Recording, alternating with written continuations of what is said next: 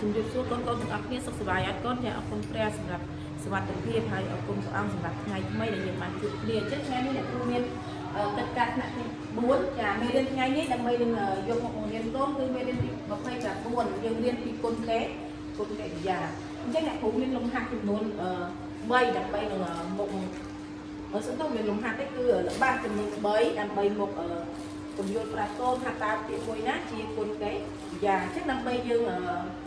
ដឹងពីពាក្យទាំងអស់ហ្នឹងគឺត្រូវតែយើងមកមើលពីនិយមន័យរបស់វាទាំងអស់គ្នាតោះឥឡូវសូមអានជាមួយអ្នកគ្រូទាំងអស់គ្នាតោះគុណកិរិយាជាពាក្យបញ្ជាក់លក្ខណៈរបស់កិរិយាគុណនាមឬគុណកិរិយាអញ្ចឹងគុណកិរិយាហ្នឹងគឺជាពាក្យបញ្ជាក់លក្ខណៈរបស់កិរិយាជាលក្ខណៈឲ្យនាមសំដៅឲ្យគុណនាមឬជាគុណកិរិយាខ្លួនឯងតោះឥឡូវយើងមកមើលល្បះទាំងអស់គ្នាតោះអញ្ចឹងល្បះទី1ជីតាខ្ញុំហូបសម្លប្រៃណាស់ល្បះទី2គាត់ពិសាទឹកច្រើន3គ្រួសារខ្ញុំហូបបាយយូរណាស់តើឥឡូវយើងមកមើលល្បះទី1តើពាក្យណាជាពាក្យដែលជាគុណកិរិយាចាឥឡូវយើងមើលជីតាខ្ញុំហូបសម្លប្រៃណាស់អញ្ចឹងពាក្យថាណាស់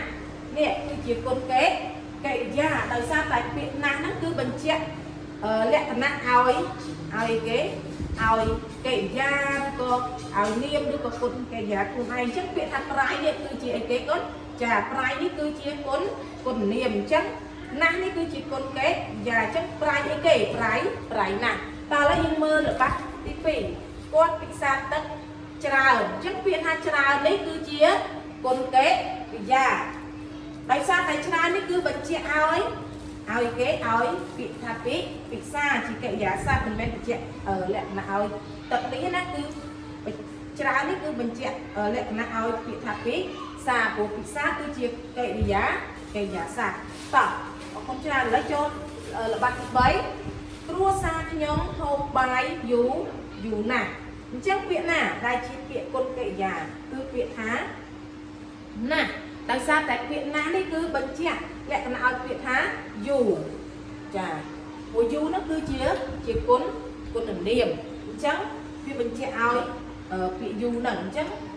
យើងដឹងហើយថាគុណកិរិយាគឺបញ្ជាក់លក្ខណៈឲ្យកិរិយាសព្ទគុណនាមនិងកិរិយាគុណកិរិយាខ្លួនឯងអញ្ចឹងមេរៀននេះចាំតែប៉ុណ្ណេះអ្នកគ្រូសង្ឃឹមថា